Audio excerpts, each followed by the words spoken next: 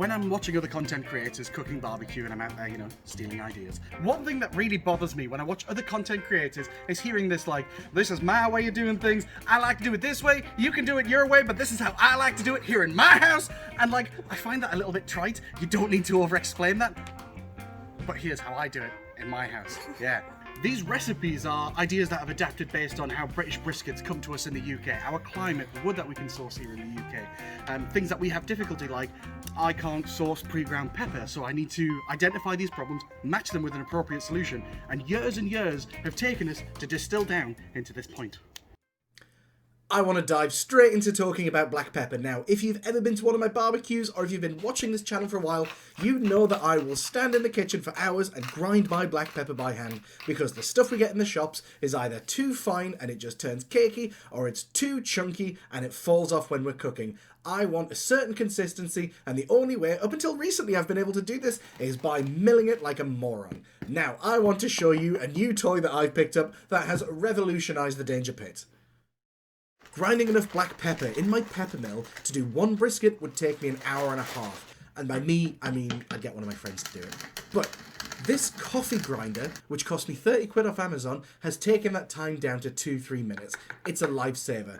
I love fresh black pepper. The aroma that it has, rich, floral, deep and spicy, you can't compromise on that. And I reckon it's part of the reason why my barbecue tastes so exciting.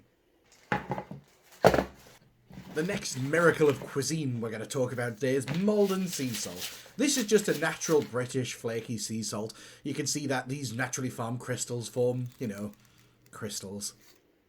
Now there's a reason why I use this very expensive fine table salt, this finishing salt, as the base salt for my barbecue rubs. Now you could use de-iodized or iodized table salt. It would have the same effect in that it would draw moisture out of the beef brisket, and that moisture is what attracts the smoke, what pulls the flavour of the smoke into the beef and what creates that smoke ring, which we do want. And I do want a salty taste to my beef to go with that lovely floral black pepper flavour and complement each other really well, but I don't want it super intense.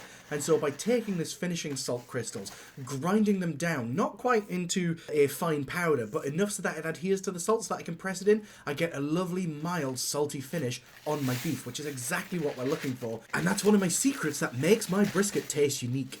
Ever since it was recommended to me, I've been putting Lowry's in all my barbecue. It adds a really rich, strong umami taste, and it adds a nice colour to everything that it goes with. And the very last thing that I add to my barbecue rubs is just a whole bunch of paprika. Loads of paprika, way more than I think most people use. And so there's my ratios. 6 parts black pepper to 1 part salt, 1 part seasoning salt, 1 part paprika. Now, traditionally, you see 1-to-1 as a ratio used for salt and black pepper, but I want my black pepper to shine. I want those beefy flavours to be accented, really shining through. I want the spice to complement the taste of the beef. And I absolutely love the colour of this rub, and I love the way that this looks when it's resting on the beef, and you'll see that in just a moment, when we go outside and we get those briskets rubbed. Just weigh the set down with these pickles. Strongbow and pickles. There we go. Right. Let's dry this off.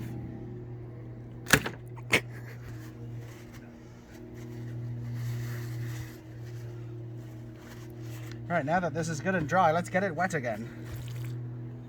Almost like that was a complete waste of time.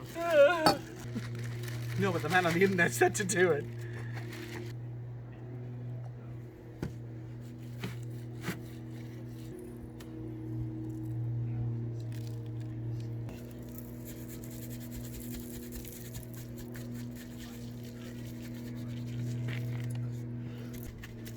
Jiggle, jiggle, jiggle, jiggle, jiggle, jiggle. There's me trying to get a really nice panning shot, and then he's like... So jiggly. It is. It's almost like you filled it up with stock, like a bloated corpse or something.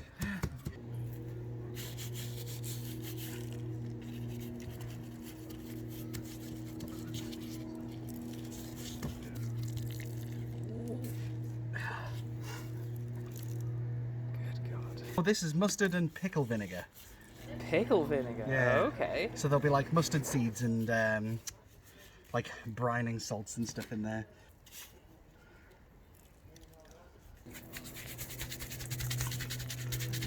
Jiggle, jiggle, jiggle, jiggle. shots in the sunshine. The jiggle. Because it's the side and the bottom where I'm losing all my rub from. So by making sure my hypodermic doesn't pass through, and by rubbing the rub in, it made it way more consistent last time. That looks fucking class, you know. I mean, it doesn't. It looks disgusting, but it screams potential. And I carefully and delicately put this to one side. I want to preserve the bark on the top because I want it to look nicer. And what I've been doing is I've been doing the top first, turning it over, doing the bottom, and then the top gets scuffed and it loses a little bit off the top. Not the end of the world, but on that their quest for perfection, since we're here, you know. Good. Fresh paper. Yeah, look at these butcher's marks. Oh mate, what's happened there? It's just an unwarranted mistake because nobody gives a fuck about briskets apart from us tryhards.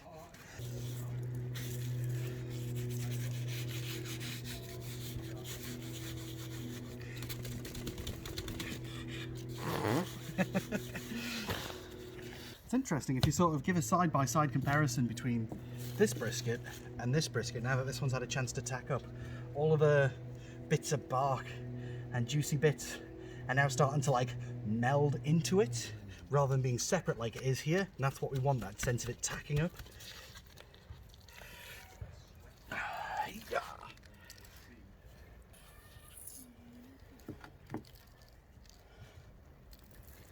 So every time I do my rub, I always end up with like the exact perfect amount that I need. And I don't know if that's because I use too much rub and I just want to get it used so I don't have to take it home or what, but basically got the correct amount. Pretty pleased with that, to be honest. It's almost like you've done it like 50 times. Yeah, this will be briskets 23, 24 and 25. Wow, really? For each brisket's 60 quid. I know, right? Sorry. And only about half of those were any good as well. The first half were just Such is life. like, this is shit. What will I change next time? Oh, this is still shit, but this one's actually steps backwards. This is orders worse, was how that process went. Cool, so we're just going to give these a couple of minutes to tack up and then we'll get them on. Nice. Nice one. Right, we'll go get my other one. Basically, I just need to let my smoker cool down because it's currently running like, what, 410 degrees Fahrenheit, which is hot enough to smelt iron? I don't know. Too hot.